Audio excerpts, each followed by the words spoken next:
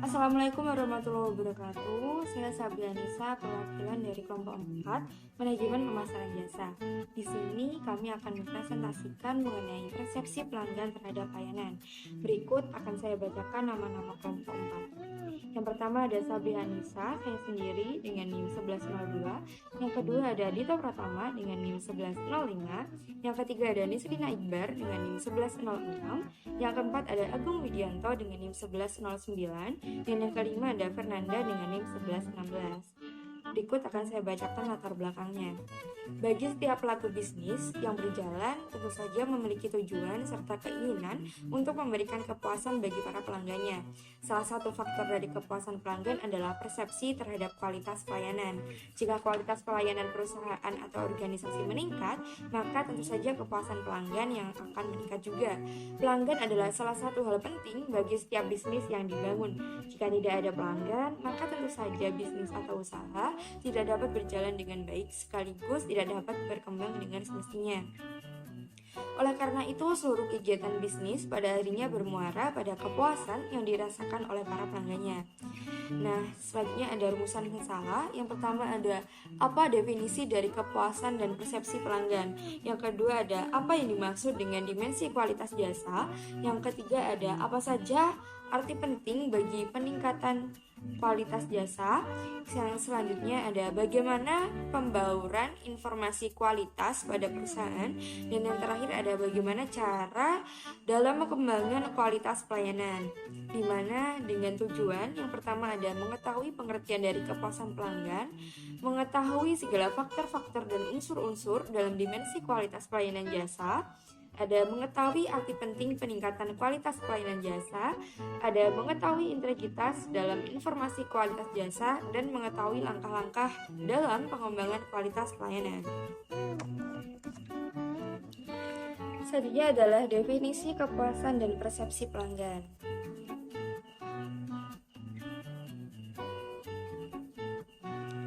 Memperhatikan dan meningkatkan level kepuasan konsumen atau pelanggan dengan meningkatkan pelayanan sangat berguna dalam dunia bisnis.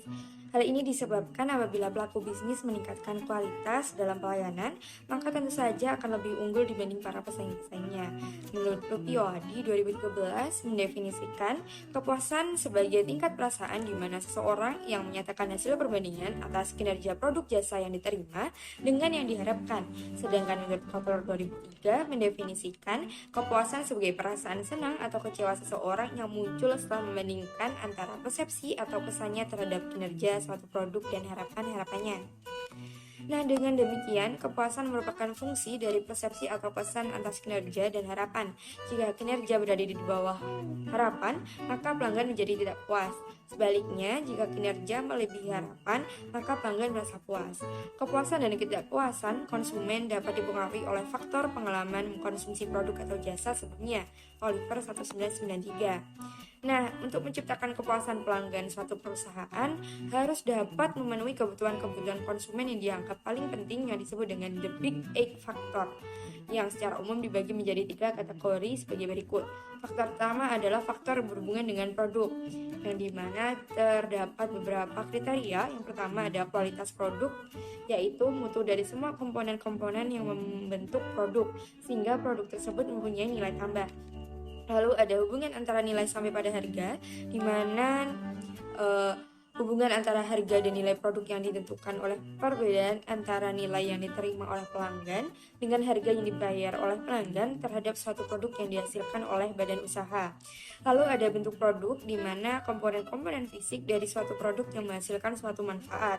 Lalu ada keandalan, di mana kemampuan dari suatu perusahaan untuk menghasilkan produk sesuai dengan apa yang dijanjikan oleh perusahaan. Faktor selanjutnya adalah faktor yang berhubungan dengan pelayanan. Yang pertama, kriterianya adalah jaminan, di mana ditawarkan oleh perusahaan untuk pengembalian harga pembelian atau pengadaan perbaikan terhadap produk yang rusak setelah pembelian. Yang kedua adalah respon dan cara pemecahan masalah, di mana sikap dari karyawan dalam menanggapi keluhan serta masalah yang diberikan oleh pelanggan. Faktor selanjutnya adalah faktor berhubungan dengan pembelian, di mana pengalaman karyawan, di mana hubungan antara pelanggan dan karyawan khususnya dalam hal komunikasi yang berhubungan dengan pembelian.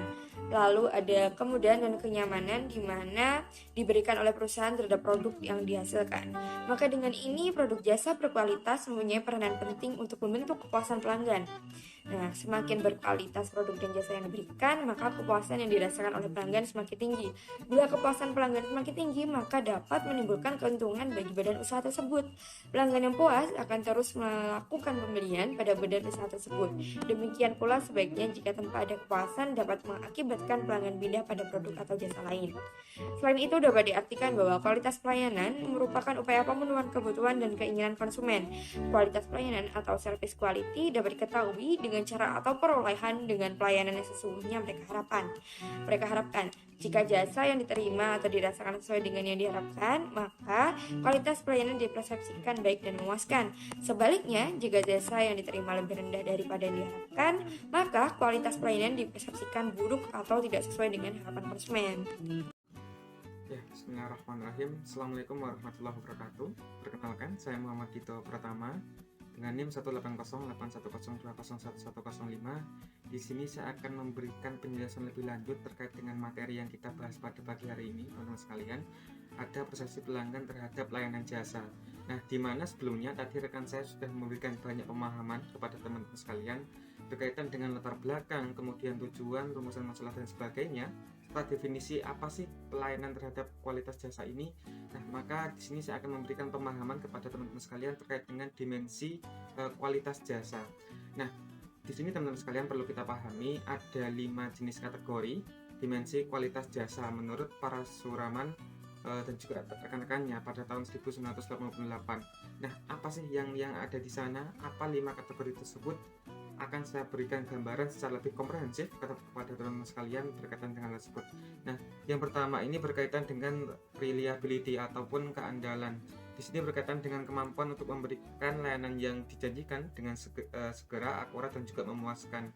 Nah, sehingga hal ini dapat diartikan bahwa suatu bisnis atau usaha dapat memberikan pelayanan yang sesuai dengan apa yang ditentukan oleh pelanggan.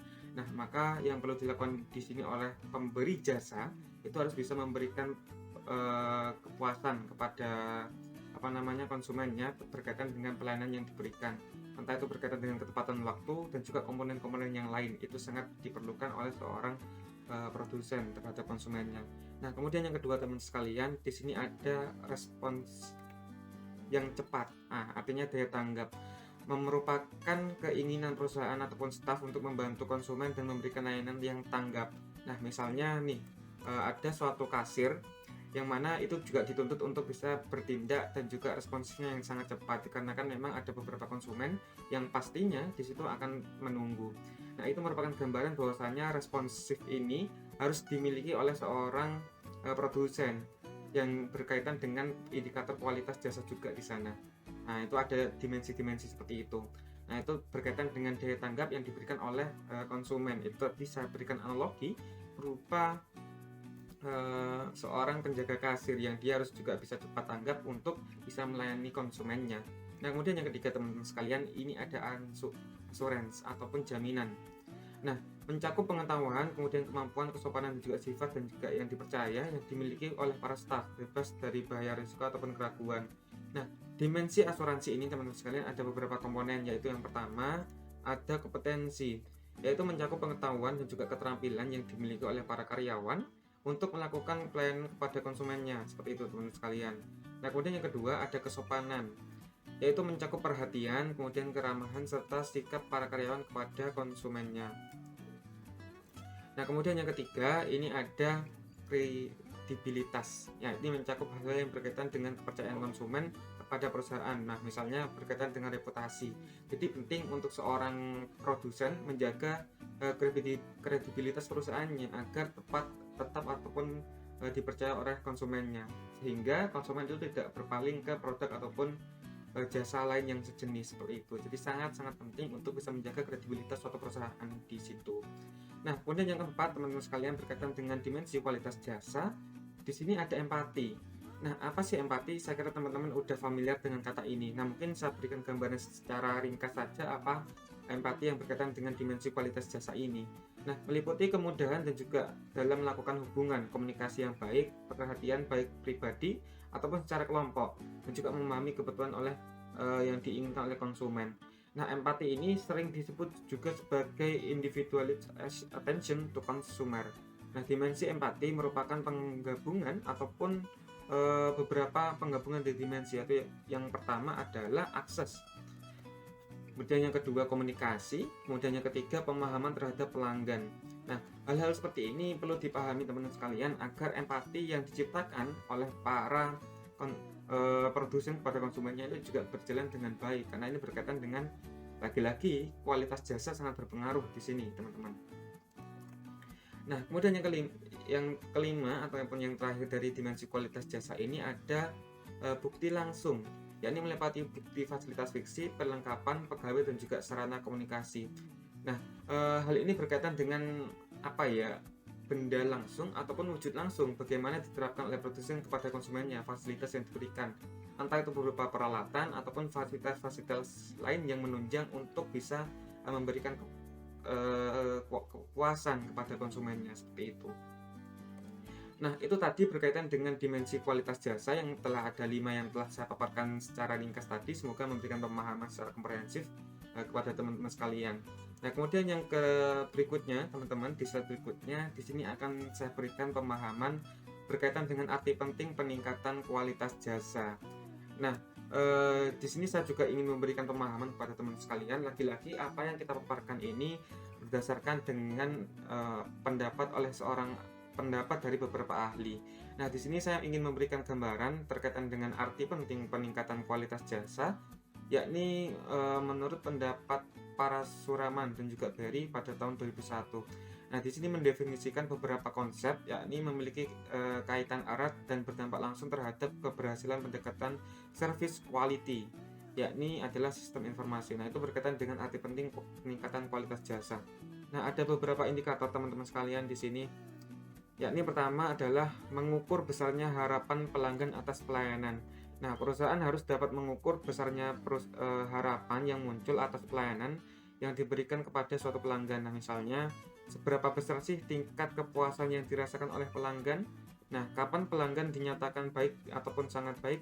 Nah, ini penting untuk dipahami oleh seorang produsen, karena bagaimanapun konsumen adalah raja, sehingga kepuasan konsumen ini harus benar-benar diperhatikan oleh para produsen.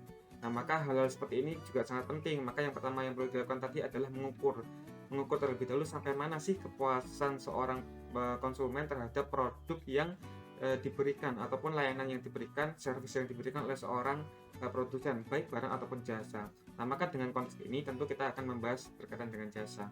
Nah, itu yang pertama, teman sekalian. Nah, kemudian yang kedua yang ingin saya sampaikan di sini yang perlu dilakukan adalah menentukan di mana titik berat kualitas informasi. Nah, perusahaan harus dapat menetapkan letak titik berat informasi yang ingin dicapai. Misalnya, menitik beratkan kualitas informasi pada proses keputusan pihak manajemen yang berkaitan dengan peningkatan pelayanan yang diharapkan. Nah, di sini tentu harus ditonjolkan kan, karena biasanya suatu layanan, suatu servis jasa itu memiliki strength, ada kekuatan di sana. Nah, maka untuk bisa memberikan kepuasan kepada konsumen, itu yang harus ditonjolkan, teman-teman. Itu harus ditonjolkan adalah menentukan titik berat mana yang bisa menjadi value added, yang bisa menjadi nilai tambah untuk bisa memberikan pandangan yang baik bagi para konsumen terhadap jasa ataupun layanan tersebut, seperti itu. Nah, kemudian yang ketiga, ini mengetahui saran dari pelanggan. Ini penting sekali untuk bisa diperhatikan oleh suatu penyedia layanan jasa, karena feedback ataupun masukan dari seorang pelanggan itu sangat diperlukan bagi seorang marketing di sini, ya, dari seorang produsen. Nah, maka dengan mengetahui saran dari pelanggan itulah yang bisa menjadi modal bagi seorang perusahaan untuk bisa memperbaiki mana yang masih dirasa kurang baik, dan juga memperbaiki mana yang dikira kurang dari pelayanannya terhadap seorang konsumen. Karena tentunya konsumen memberikan masukan dan saran pun itu juga berdasarkan pengalaman yang dia alami secara pribadi, bukan berdasarkan tidak berdasarkan pasti mereka memiliki dasar mengapa mereka bilang A, mengapa mereka bilang B, itu pasti mereka memiliki dasar, sehingga saran-saran tersebut sangat diperlukan oleh seorang perusahaan untuk bisa meningkatkan kualitas yang ada pada dirinya, seperti itu. Nah, kemudian yang keempat, teman-teman sekalian, di sini ada menghubungkan kinerja pelayanan dan juga output yang dihasilkan oleh perusahaan. Nah, di sini perlu kita pahami juga untuk bisa menggabungkan output ataupun menghubungkan kinerja pelayanan dengan output yang dihasilkan nanti, perusahaan diharapkan mampu mengkaitkan kinerja pelayanan dengan tujuan yang diinginkan. Apakah akumulasi kinerja pelayanan dapat berakhir pada loyalitas pelanggan ataupun meningkatkan mangsa pasar. Nah, itu penting, artinya mensinkronisasi, memberikan penghubungan antara kinerja dan juga output yang ingin dihasilkan seperti apa. Dan output yang dihasilkan itu harus juga berdasarkan pada tujuan yang diinginkan oleh suatu perusahaan. Ini sangat penting untuk meng-link and match-kan suatu tujuan dengan output yang ingin dihasilkan, agar tentunya tujuan juga tercapai, output yang dihasilkan juga sesuai dengan tujuan. Nah, itu harus ada sinkronisasi di sana, teman-teman sekalian. Nah, kemudian yang terakhir yang ingin saya sampaikan di sini yakni ada menjangkau seluruh pegawai. Nah, penerapan sistem informasi dalam kualitas pelayanan harus sesuai dan juga mencakup keseluruhan individu yang berkaitan dengan interaksi ataupun hierarki suatu organisasi. Sistem tersebut harus sesuai desain sedemikian agar seluruh kinerja seorang pegawai itu bisa terjalankan dengan baik. Nah, itu tadi merupakan pemahaman singkat dari saya, semoga bermanfaat. Untuk selanjutnya akan dipaparkan oleh rekan saya. Terima kasih. Saya Nisrina Iqbal akan menjelaskan tentang 5 petunjuk dalam mengembangkan kualitas pelayanan yang efektif. Yang pertama adalah mengukur besarnya harapan pelanggan atas pelayanan, yang dimana perusahaan harus dapat mengukur besarnya harapan yang muncul atas pelayanan yang dirasakan oleh para pelanggan atau konsumennya, seperti seberapa puas tingkatan pelanggan atau kapan waktu pelanggan merasakan puas dengan ada jasa atau produk yang ditawarkan. Yang kedua adalah menentukan di mana titik berat kualitas informasi, yaitu di mana perusahaan harus dapat menetapkan letak titik berat informasi pada proses keputusan pihak manajemen. Yang ketiga adalah mengetahui saran pelanggan. Perusahaan harus dapat mendengarkan dan memahami saran pelanggan, baik itu memberikan saran yang positif maupun negatif. Perusahaan harus dapat menerima demi yang terbaik bagi perusahaannya. Yang selanjutnya, yang keempat, menghubungkan kinerja pelayanan dan output yang dihasilkan oleh perusahaan, di mana perusahaan diharapkan mampu mengaitkan kinerja pelayanan dengan tujuan yang diinginkan perusahaan. Yang kelima, menjangkau seluruh pegawai, di mana harus mampu mencakup seluruh individu yang terkait dalam organisasi, sehingga dapat sama-sama untuk menjadi lebih baik dalam memberikan pelayanan. Untuk selanjutnya adalah pengintegrasian sistem informasi kualitas dalam perusahaan jasa. Di sini apakah SIP itu? SIP merupakan orang-orang, peralatan, dan produser untuk mengumpulkan, menyortir, menganalisis, mengevaluasi, dan mendistribusikan informasi dengan tepat waktu, akurat, dan ditentukan oleh pembuat keputusan pelanggan. Lalu selanjutnya, apa peran SIP? Di sini peran ISP ada dua, yaitu menetapkan kebutuhan informasi manajer dan mengembangkan informasi yang dibutuhkan dan mendistribusikannya dengan tepat waktu. Lalu selanjutnya, apa saja yang harus dilakukan untuk mengembangkan dan mendapatkan informasi? Yang pertama adalah sistem pencatatan internal. Sistem informasi paling dasar yang digunakan oleh para manajer pemasaran adalah sistem pencatatan jurnal internal. Termasuk di dalamnya adalah laporan mengenai pesanan, penjualan, harga, tingkat persediaan, piutang, utang, dan sebagainya. Dengan menganalisis informasi ini, para manajer pemasaran dapat menemukan kesempatan dan masalah yang penting sehingga dapat segera diatasi. Yang kedua adalah sistem intelijen pemasaran. Sementara sistem pemasaran yang internal memberikan data hasil atau result data, sistem intelijen intelijen pemasaran memberikan data yang terjadi atau happening data. Hal ini sejalan dengan pengertian sistem informasi pemasaran sebagai seperangkat produser dan sumber yang digunakan para manajer untuk memperoleh informasi harian mereka mengenai perkembangan yang terjadi dalam perusahaan. Para manajer pemasaran sering menjalankan intelijen pemasaran dengan membaca buku, surat kabar, dan publikasi perdagangan.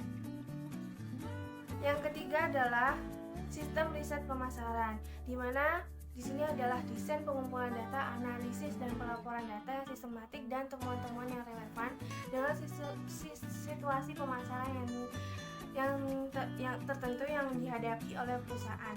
Para manajer ini sering melakukan riset pemasaran dengan melakukan survei pasar, pengujian produk, ramalan penjualan, dan penelitian efektivitas iklan. Riset pemasaran ini yang efektif harus memenuhi langkah-langkah berikut, yaitu pertama, mendefinisikan masalah, mengembangkan rencana riset, mengumpulkan informasi, menganalisis informasi, dan menyajikan hasil temuannya. Yang keempat adalah sistem pendukung keputusan. Pemasaran sistem pendukung keputusan adalah pengumpulan data, sistem peralatan dan teknik yang terkoordinasi dengan perangkat lunak dan perangkat keras yang mendukung yang dimanfaatkan organisasi dalam mengumpulkan dan menginterpretasikan informasi yang relevan dari bisnis dan lingkungan serta mengubahnya sebagai dasar untuk tindakan pemasaran. Pengembangan sistem informasi kualitas pada jasa. Salah satu konsep yang memiliki kaitan erat dan berdampak langsung terhadap keberhasilan pendekatan service quality adalah sistem informasi. Dalam mengembangkan sistem informasi kualitas pada jasa, perusahaan perlu mendapatkan informasi dari beberapa pelanggan. Yang pertama, pelanggan luar yang pernah merasakan pelayanan perusahaan. Yang kedua, pelanggan perusahaan pesaing. Yang ketiga, pelanggan yang ada di dalam perusahaan atau bisa disebut pegawai dalam melakukan pelayanannya kepada pelanggan di luar perusahaan.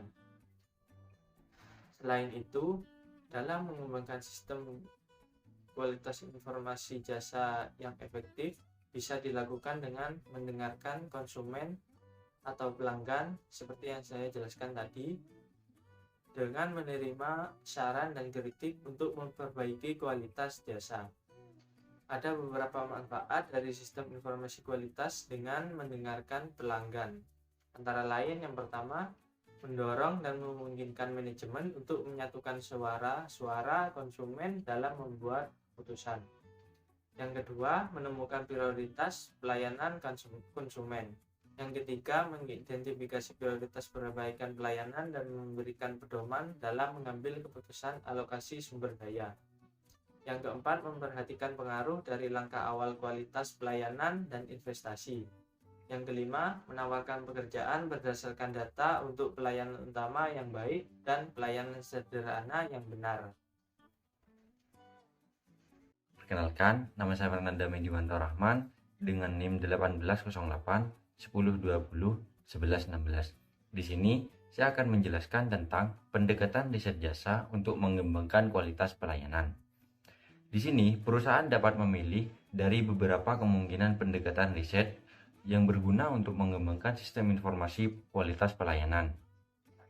Di sini ada 4 macam pendekatan yang dapat dipilih, yaitu yang pertama, survei transaksi, yang kedua, menampung keluhan, komentar, dan pertanyaan konsumen, yang ketiga, survei pasar total yang meliputi employee field reporting, dan yang terakhir yaitu survei pegawai yang meliputi service operating data capture. Langsung saja kita akan menjelaskan poin yang pertama, yaitu survei transaksi. Survei transaksi di sini meliputi beberapa macam cara, yaitu yang pertama, mystery shopping.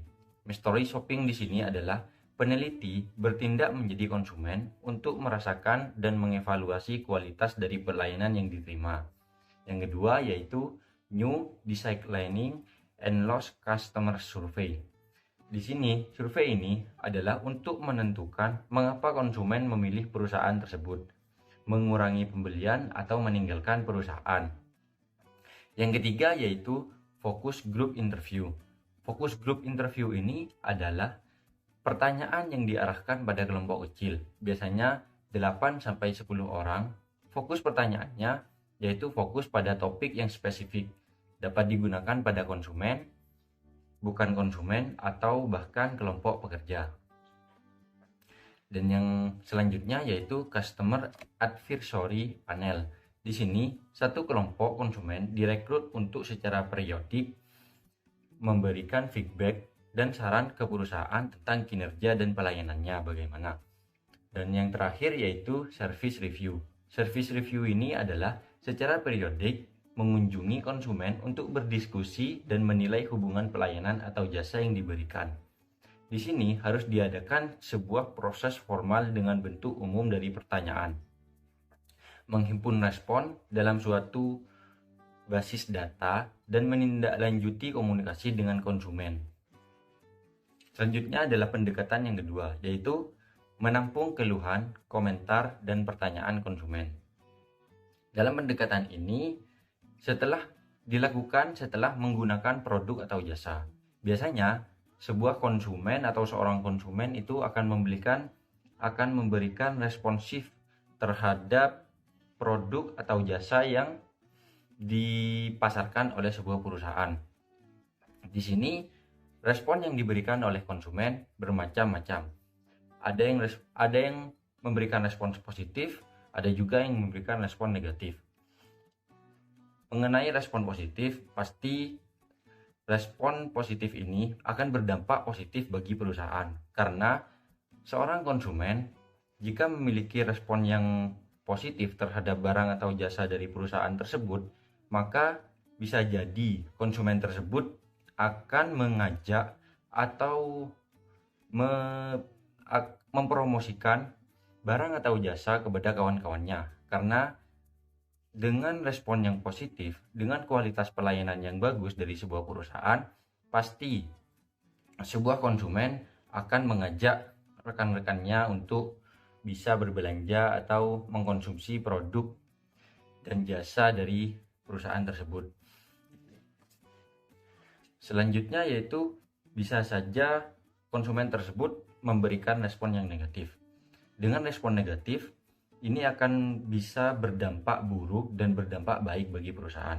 Dampak yang buruk yaitu jika seseorang konsumen mendapatkan atau memberikan respon negatif kepada perusahaan, bisa jadi konsumen tersebut akan memberikan informasi yang sesuai dengan apa yang mereka keluhkan terhadap perusahaan tersebut kepada seseorang atau orang lain yang akan mengkonsumsi atau mengunjungi perusahaan tersebut. Sedangkan dampak positifnya adalah dengan respon yang buruk tersebut, perusahaan bisa mengevaluasi dan memperbaiki apa yang salah dan bisa membenarkan sehingga perusahaan tersebut bisa berjalan lebih baik lagi ke depannya. Pendekatan yang ketiga yaitu survei pasar total yang meliputi employee field reporting. Nah, di sini merupakan proses formal untuk mengumpulkan, mengkategorikan, dan mendistribusikan kemampuan karyawan tentang pelayanan.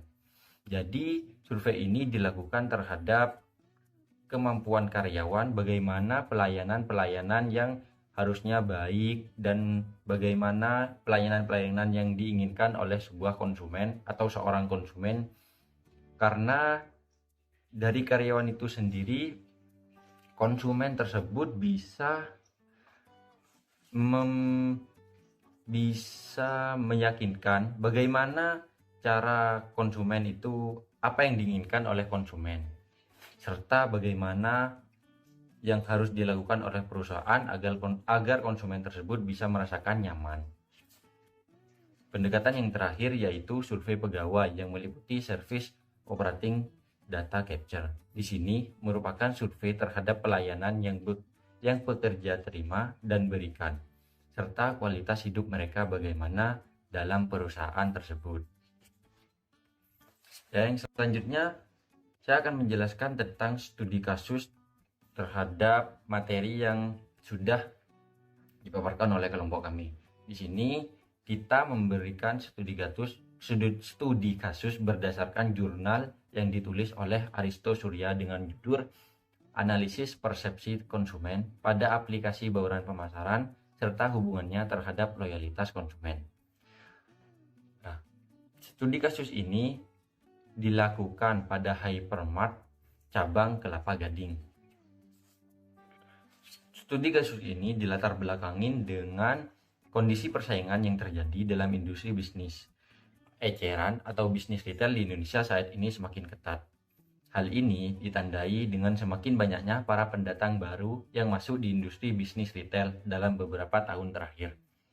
Nama-nama perusahaan besar seperti Makro, Giant, Hypermart, dan Carrefour menjadi pemain utama yang mendominasi industri retail di Indonesia. Jadi, dengan banyaknya industri-industri retail, semakin susah atau semakin ketat persaingan pemasaran yang dilakukan oleh perusahaan-perusahaan bisnis retail yang ada di Indonesia ini. Di sini, si peneliti ini terfokus pada salah satu perusahaan industri retail yang besar, yaitu Hypermart. Di sini, si peneliti melakukan penelitian yang berlokasi di Hypermart cabang Kelapa Gading. Sebelumnya, saya akan menjelaskan tentang apa itu Hypermart. Hypermart di sini merupakan salah satu perusahaan retail terbesar yang mendominasi industri bisnis retail di Indonesia. Hypermart ini tidak hanya menjual berbagai macam bahan makanan, tetapi juga menyediakan bahan atau barang-barang rumah tangga, barang-barang elektronik, dan barang-barang untuk kebutuhan sehari-hari.